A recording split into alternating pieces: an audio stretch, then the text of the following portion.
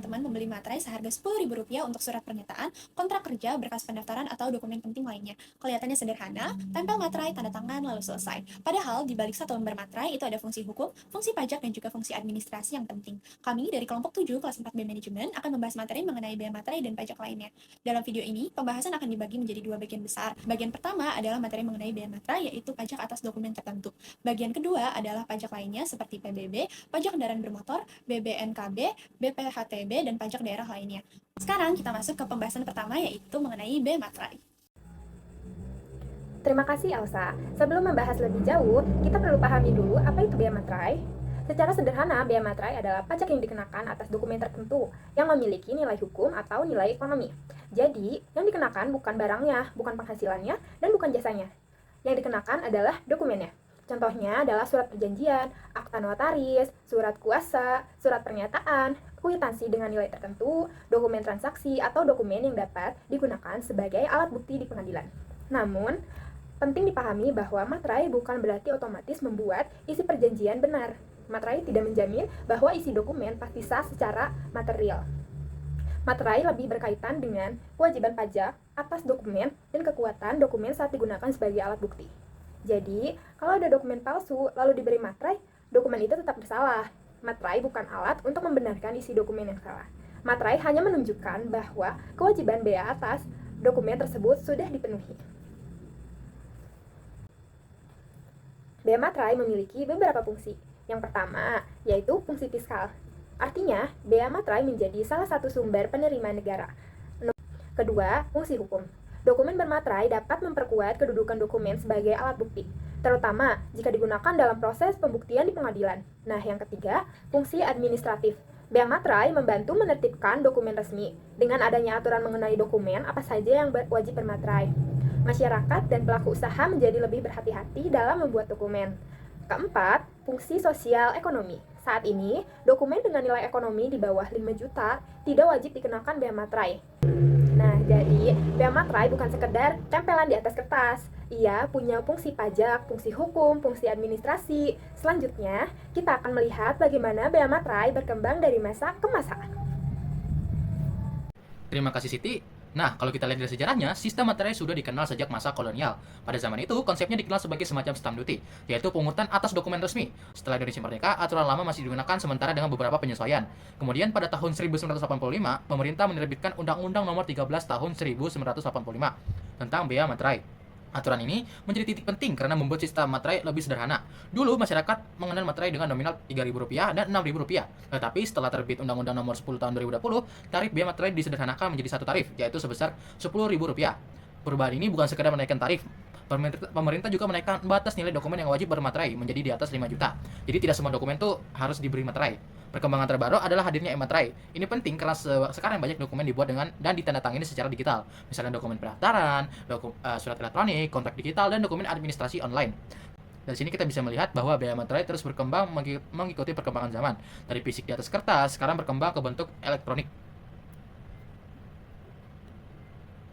Sekarang kita masuk ke ketentuan hukum dan tarif bea materai. Berdasarkan Undang-Undang Nomor 10 Tahun 2020, sekarang tarif bea materai hanya ada satu, yaitu Rp10.000. Tidak ada lagi pembedaan antara Rp3.000 maupun Rp6.000 seperti dulu. Nah, dokumen yang kena bea materai umumnya yang bernilai ekonomi di atas 5 juta. Contohnya seperti kwitansi yang bernilai 2 juta tidak diwajibkan materai, tapi kwitansi yang bernilai 7 juta wajib dikenai materai. Begitu juga perjanjian kerja sama usaha di atas 50 juta karena nilainya besar dan punya konsekuensi hukum yang wajib bermaterai. Nah, tapi tidak semua dokumen otomatis kena. Ijazah, slip gaji, dan dokumen dan lalu lintas barang termasuk yang dikecualikan. Jadi prinsipnya bea materai dikarenakan atas dokumen tertentu, bukan semua dokumen. Selanjutnya ada objek. Nah, objeknya tersendiri itu ada 4. Yang pertama adalah dokumen perdata seperti surat perjanjian dan juga surat kuasa, atau juga disebut akta autentik dari notaris atau PPAT yang berisi dengan dokumen yang memuat nilai uang di atas 5 juta dan dokumen yang jadi alat bukti pengadilan. Soal kapan terutangnya untuk dokumen satu pihak saat diserahkan ke pihak lain untuk dokumen banyak pihak seperti perjanjian kerjasama. Saat selesai ditandatangani semua pihak untuk dokumen dari luar negeri saat dokumen itu mulai digunakan di Indonesia. Jadi bukan cuma jenis dokumen yang penting, tapi juga kapan dokumen itu dipakai. Terima kasih banyak Pak Reza. Selanjutnya saya akan menjelaskan mekanisme penggunaan bea materai. Nah, secara umum materai dapat dilakukan dalam beberapa bentuk. Yang sering kita tahu atau sering kita lihat yaitu materai tempel. Nah, cara penggunaan materai tempel yaitu materai ditempel pada dokumen lalu diberi tanda tangan dengan sebagian tanda tangan mengenai dokumen dan sebagian mengenai materai. Nah, tujuannya agar materai tidak dapat mudah dipindahkan kepada dokumen lain. Selain materai fisik, ada juga e-materai. Nah, e-materai ini biasa digunakan oleh dokumen elektronik, contohnya seperti dokumen PDF, surat pernyataan digital, kontrak elektronik, atau berkas administrasi online. Nah, contohnya yang mudah dipahami adalah administrasi proses pendaftaran yang dilakukan secara daring. Dan beberapa pendaftaran resmi, peserta diminta mengunggah dokumen yang sudah diberi e-materai. Hal ini pernah terjadi pada pendaftaran CPNS tahun 2024 karena banyak peserta mengalami kendala saat membubuhkan e-materai sehingga jadwal pendaftaran diperpanjang. Dari contoh itu kita bisa lihat bahwa digitalisasi pajak memang mudah, tetapi juga menuntut sistem yang stabil dan pemahaman masyarakat yang cukup. Jadi, bea materai sekarang tidak hanya bisa dipahami sebagai bagian kecil yang ditempel di dokumen. Bea materai sudah menjadi bagian transformasi administrasi digital di Indonesia. Nah, dalam penggunaan materai ada beberapa hal yang perlu diperhatikan. Materai tidak boleh dalam kondisi rusak, sobek, digunakan berulang kali, tidak utuh. Nah, untuk materai tempel, tanda tangan harus mengenai sebagian materai dan sebagian mengenai bagian dokumen. Jika materai hanya ditempel tanpa tanda tangan, maka penggunaannya tidak dianggap sah atau tidak memenuhi ketentuan. Lalu bagaimana jika dokumen yang seharusnya bermaterai tapi tidak diberi materai?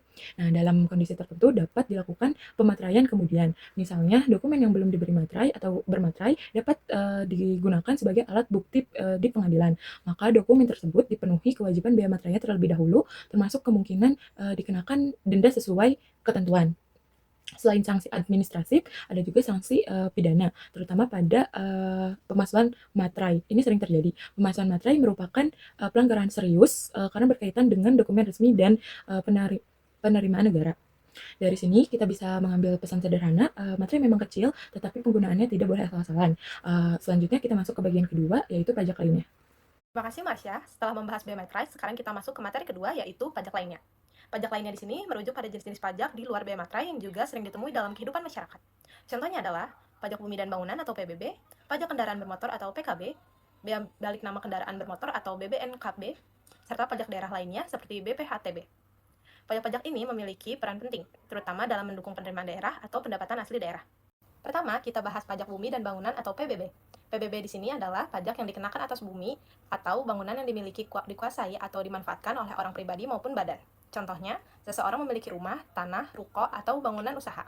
Maka atas objek tersebut dapat dikenakan PBB sesuai ketentuan pemerintahan daerah. PBB sangat dekat dengan masyarakat karena biasanya dibayar setiap tahun. Pajak ini menjadi salah satu sumber pendapatan daerah yang digunakan untuk mendukung pembangunan dan pelayanan publik. Kedua, ada pajak kendaraan bermotor atau PKB. PKB dikenakan atas kepemilikan atau penguasaan kendaraan bermotor seperti sepeda motor, mobil, bus, atau truk. Contoh paling sederhana adalah ketika kita membayar motor atau mobil setiap tahun di Samsat. Itulah salah satu bentuk pembayaran PKB. Selain PKB, ada juga bea balik nama kendaraan bermotor atau BBNKB. Pajak ini dikenakan ketika terjadi perubahan kepemilikan kendaraan, misalnya karena jual beli, hibah, ataupun warisan. Contohnya, seseorang membeli motor bekas, agar kendaraan tersebut resmi menjadi miliknya, nama pemilik pada dokumen kendaraan perlu dibalik nama. Dalam proses itu, dapat muncul kewajiban BBNKB. Contoh ini menunjukkan bahwa pajak kendaraan bukan hanya soal pembayar STNK tahunan, tetapi juga berkaitan dengan kebijakan daerah dan pendapatan daerah. Terima kasih kepada Fatima. Nah, selain PBB, PKB, dan BBNKB, ada juga BPHTB, yaitu bea peroleh hak atas tanah dan bangunan.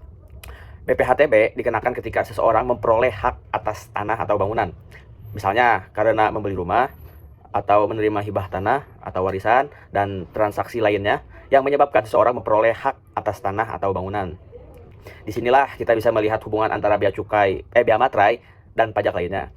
Bea materai melekat pada dokumen, sedangkan BPHTB melekat pada perolehan hak atas tanah dan bangunan. Jadi dalam satu transaksi bisa saja muncul lebih dari satu kewajiban. Misalnya dalam jual beli rumah, ada dokumen yang perlu bermaterai, ada proses balik nama, dan ada pajak terkait tanah dan bangunan. Nah, untuk sekarang kita simpulkan perbedaannya. Bea materai dikenakan atas dokumen tertentu. Fokusnya adalah legalitas dan administrasi dan pembuktian dokumen. Sedangkan pajak lainnya seperti PBB, PKB, BBNKB, dan BPHTB dikenakan atas objek yang berbeda ada yang dikenakan atas tanah dan bangunan, kendaraan bermotor, lalu pemulihan kepemilikan kendaraan, atau perolehan hak atas tanah dan bangunan. Nah, jadi setiap pajak memiliki objek, fungsi, dan mekanisme yang berbeda. Dari pembahasan tadi dapat disimpulkan bahwa bea materai adalah pajak atas dokumen yang memiliki nilai hukum atau nilai ekonomi. Tarifnya saat ini adalah Rp10.000 dengan batas nilai dokumen tertentu di atas Rp5 juta. Bea materai memiliki fungsi fiskal, hukum, administratif, dan sosial ekonomi. Dalam perkembangannya, bea materai juga mengikuti era digital melalui penggunaan e-materai. Sementara itu, pajak lainnya seperti PBB, PKB, BBNKB, dan BPHTB memiliki peran penting penerimaan daerah dan juga pembiayaan pelayanan publik. Dalam memahami bea materai dan pajak lainnya, kita dapat lebih tertib dalam membuat dokumen, melakukan transaksi, dan juga memenuhi kewajiban perpajakan. Pajak bukan hanya kewajiban, tetapi juga bagian dari sistem yang mendukung pembangunan negara dan juga daerah. Demikian presentasi dari kelompok 7 kelas 4B. Terima kasih atas perhatian Bapak dan Ibu, dan juga teman-teman yang menonton sekalian. Wassalamualaikum warahmatullahi wabarakatuh.